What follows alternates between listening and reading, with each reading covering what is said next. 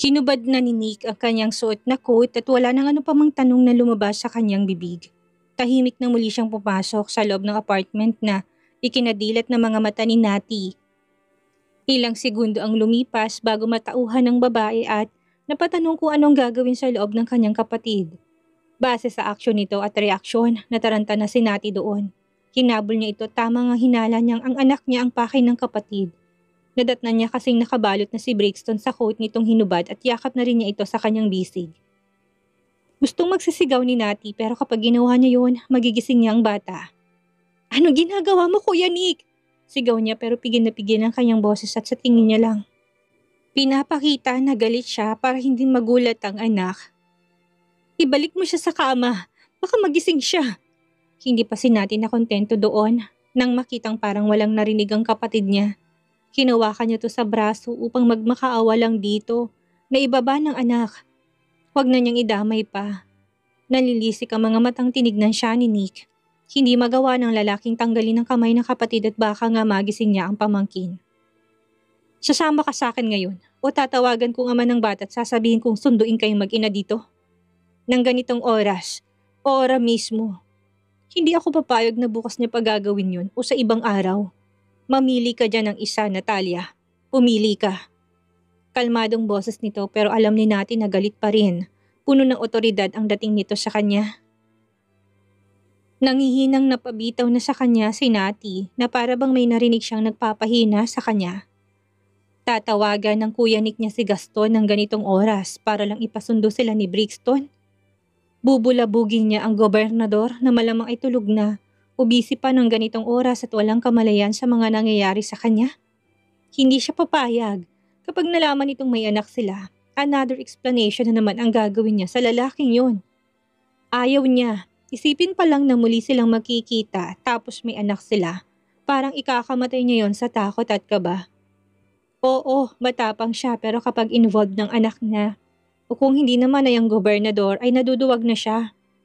Ang talino talaga ng kapatid niya dahil sa choices na ibinigay nito, pati nitong pipiliin niya ang sumama. Fine, sasama kami sa'yo, okay? Sasama kami ng anak ko. Hindi mo kailangan tawagan siya at bulabugin ng ganitong oras. Wala siyang alam, akong may kasalanan. Huwag mo siyang idamay dito. Puno ng iritasyon ay padabog na tinanggal ni Natty ang tuwalya sa kanyang ulo. Hindi niya inunang suklayin ng medyo basa pang buhok. Hinayaan niya lang na nakabuhaghag yon. Panibagong tanawin para kay Nick na nakakagulat na naman ngunit hindi na ito nagsalita pa. Problemadong napalinga na si Natty sa kabuhay ng apartment na yon. Ang hilig mo pa rin mag-pressure.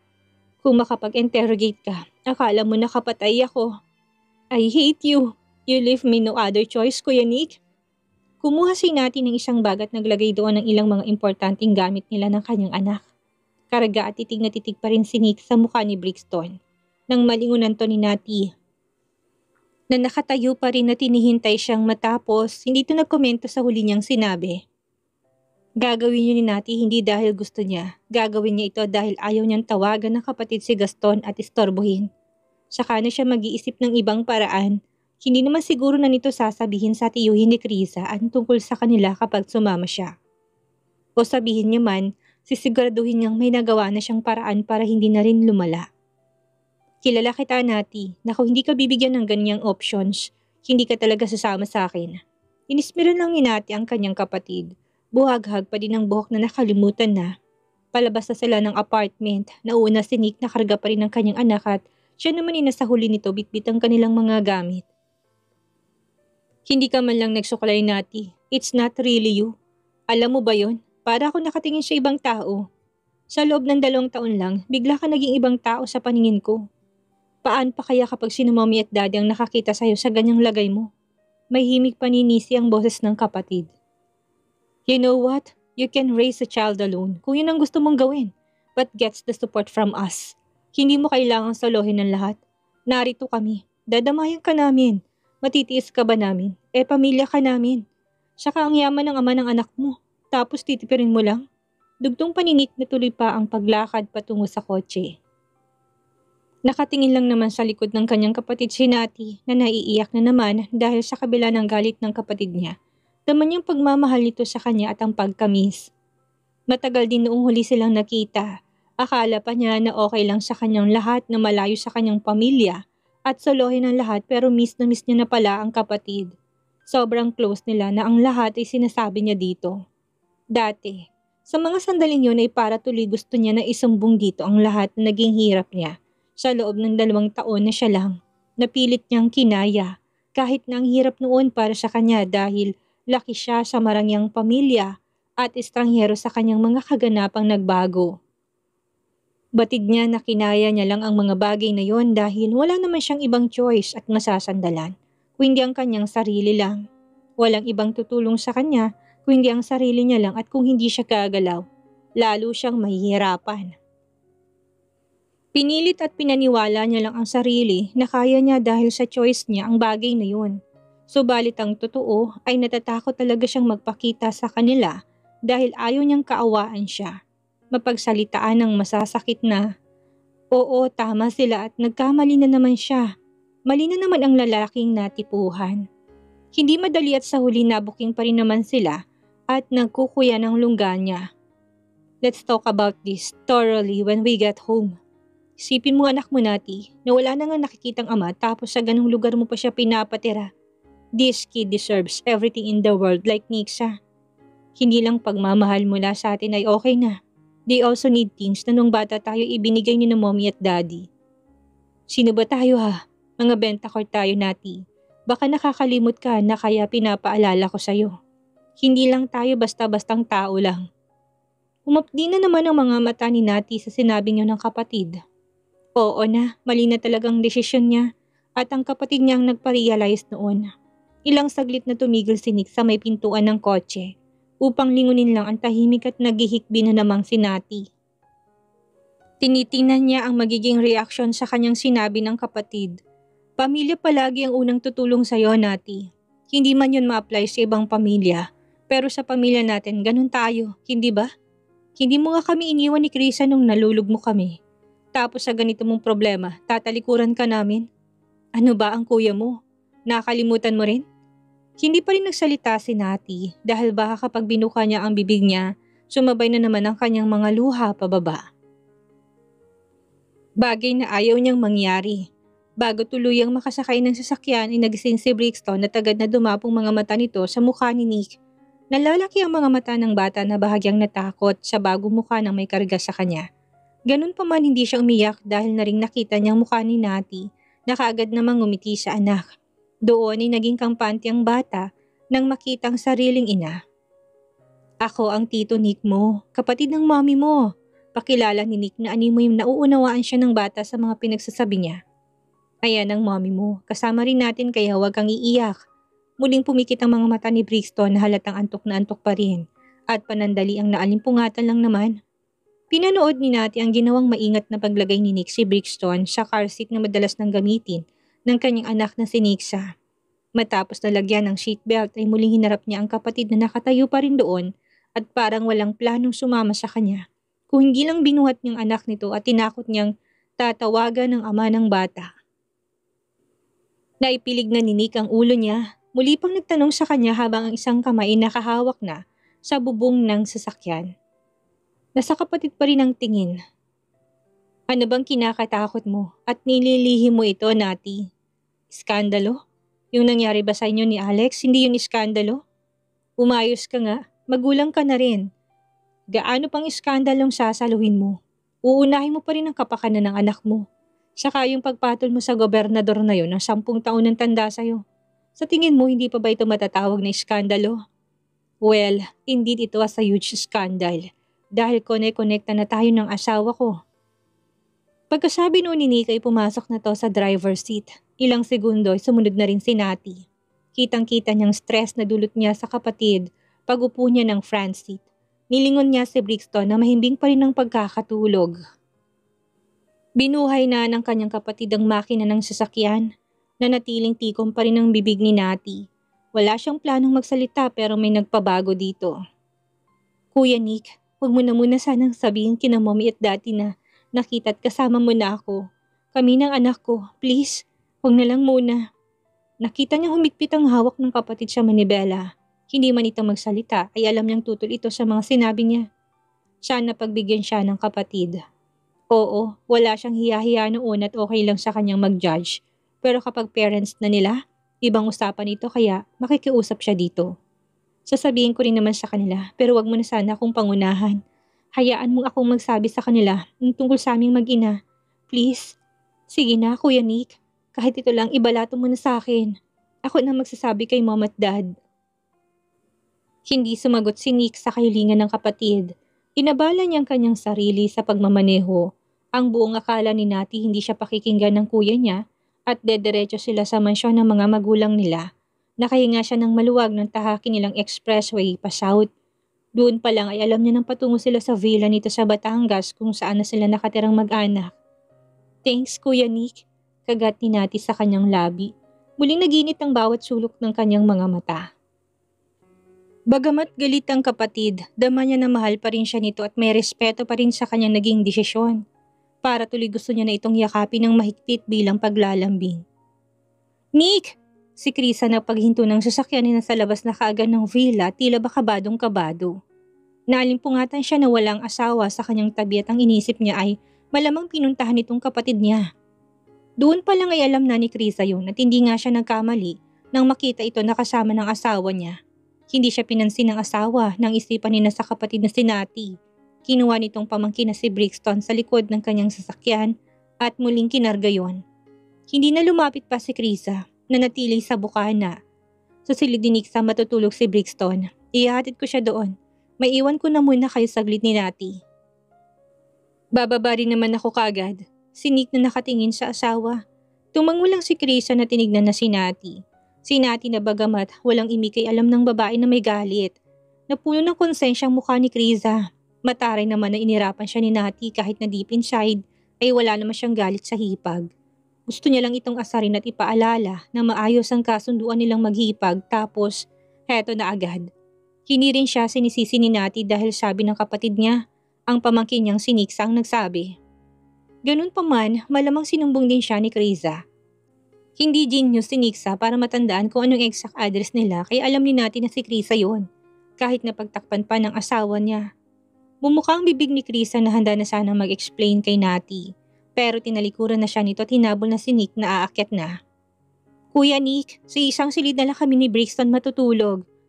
Pwede mo siyang kunin mamaya pagkatapos nating mag-usap. For now, doon na muna siya para at least comfortable siya sa silid na sa tabi ni Nixa. Pagkasabi noon ay tuloy-tuloy na si Nick na umakyat ng hagdan upang ilagay ang pamangkin sa kama ng anak. Takot naman na baka kung anong gawin sa kanya ni Nati. Nagkukumahog na sumunod si Krisa sa kanyang asawa, paakyat ng ikalawang palapag. Mahinang natawa si Nati nang sundan niya ng tingin ang nagmamadaling mga paa ng kanyang hipag paakyat ng hagdan. Doon pa lang alam niyang kinakabahan ito na maiwan silang solo. Palagay ang loob ng dalawa na hindi siya tatakas dahil nasa kanila si Brixton at hindi nga naman yun magagawa ni Nati unless karga niya rin ang bata. As if naman kaya ko siyang awayin at saktan. Malamang ako naman ang ginulpi ng asawa niya kapag ginawa ko yun sa kanya. Guilty siya kasi sinumbong nila ako mag-ina kay Kuya Nick. Bulong-bulong niya nang maglaho na ang hipag. Tinungo ni Nati ang marangyang sofa na nasa sala ng villa. Pagod ang katawan na naupo na siya doon. Iginala niya pa ang paningin sa kabuuan ng kanilang tanggapan na naguhumiyaw ng karangyaan. May mga painting sa wall noon. Family portrait ng kanilang pamilya. Pakiramdam ni Nati hindi na sanay ang kanyang mga mata sa ganong kagandang mga bagay. Sa loob lang ng 2 taon, nasanay na siya na maging kabilang ng low class. May hina siyang natawa para sa kanyang sarili. Naisip na ngayon nakabalik na siya. Makakaya niya pa kayang mabalik ang dating saya? Kahit na nariyan pa si Brixton. Hindi niya sigurado, parang ang hirap na ibalik ang dating siya. Paniguradong suportado naman siya ng kanyang kapatid at ng mga magulang. Pero para sa kanya, si Brixton pa rin ang top priority niya in case na mag-resume sila sa kinagis na niyang buhay noon. Pakiramdam niya ay pwede pa naman yun, kaso nga lang ay parang mahirap na. Ang weird na ng mindset ko na dating makeup, physical appearance, nail arts, weekly dermatologist at kung ano-ano pang meron ng dumating ang anak ko sa buhay ko. Bigla ako nagbago. Hindi ko na namimiss ang ganitong klase ng pamumuhay. Yung dating ako, sanay na ako sa simple at payak lang na pamumuhay. Hindi ba nakaka-proud yon? Mahina niya pang tawa na huminga ng malalim. Sa itaas ng palapag ng villa ay maingat na inilapag ni Nick ang pamangkin sa tabi ni Nixa. Ni hindi ito nagising kahit na noong nilagyan niya ng kumot. Bahagya lang itong gumalaw at saka umingit. Marahil ay dahil sa antok kung kaya naman hindi nagulat ang bata. Gumalaw si Nixa at bahagyang idinilat ang mga mata. Nang makita kung sinong katabi niya ay bahagya niya lang itong niyakap. Sa ginawang yun ng anak ay lalo pang nadipina at nakita ni Nick ang pagkakahawig nilang dalawa. Napapasa at tsak na pagkakamalang magkapatid sila. Kamukhang kamukha niyang kanyang ama. Mahina niyang usal na hindi nakaligtas sa pandinig ni Krisa. Naramdaman siya ni Nick, lumingon na ang lalaki sa kanya. Kaya ba hindi mo masabi sa akin kung sinong ama dahil si Governor Barcelo? Nick, yung mga ganitong bagay sa labas dapat o pinag-uusapan, hindi dito. Huwag mong iparinig sa mga bata. Mabilis na turan sa kanya ni Krisa. Napabuga na ng hangin si Nick. Alam niya sa kanyang sarili na hindi okay ang mga nangyayari. Gumaan ang pakiramdam niya pero hindi niya pa rin lubos maisip na sa dami ng lalaki. Bakit ito pa? Bukas na lang natin pag-usapan to. Si Nati mukhang galit sa akin. Palipasin natin ang gabi. Bakit naman siya magagalit? Tama lang ang ginawa mo at tama lang ang ginawa ko. Kinuha ko sila doon sa maliit na kulungang yon. Nick, hindi yon galit. Puntahan mo siya at dalhin mo sa isa sa mga silid. Sa office room lang ako. Anong gagawin mo doon? Akala ko ba kakausapin mo si Nati? Tatawagan mo ba si Tito? At this hour? Nick naman, please lang. Bukas na lang. Gabing-gabi na. Kumalma ka na muna. Hindi ka na ba marunong makinig sa akin ngayon? Sinabihan na kitang bukas na lang natin si Nati puntahan. Talagang umalis ka. Pinairal mong tigas ng ulo mo. Ayaw mo bang matulog at magpahinga na muna? Ha? Lumalim ang tingin ni Nick sa kanya. Alam naman ni Krisa na hindi ng asawa matitiis ang kapatid. Kaso pwede naman nilang gawin ang lahat bukas. Sa bagay, kung ako rin sigurong nasa kalagayan mo, hindi ko rin mapipigilang hindi gawin yan. Dahil ilang taon mo siyang hinanap. Sorry, attorney. Muling bumaba naman ang hagdan si Krisa. Nang maramdaman ni Nati ang mga yabag na paparating, napadilat ng kanyang mga mata na bahagyang nakasara kanina habang ang ulo ay nasa backrest ng upuan. Iniisip niya na kung paano sasabihin ang tungkol sa kanyang kapalaran sa mga magulang. Ang isipin pa lamang yun ay parang masakit na kaagad ang buong ulo niya. Nahihirapan na siya sa desisyon. Nati, first of all, I am really sorry.